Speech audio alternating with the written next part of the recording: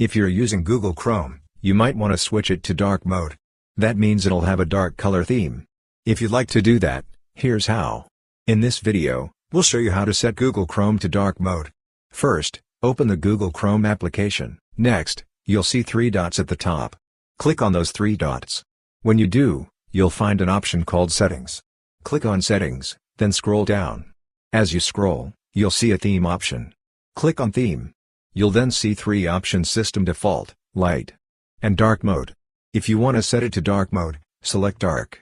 After that, Google Chrome will stay in dark mode. But if you choose System Default, Chrome will match your phone's settings, so if your phone is in dark mode, Chrome will be too.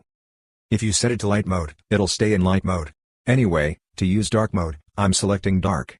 Then, if you go back and check, you'll see Google Chrome is now in dark mode. That's how you can easily set dark mode in Google Chrome. Hope this video was helpful. If you found it useful, consider subscribing. See you in the next video.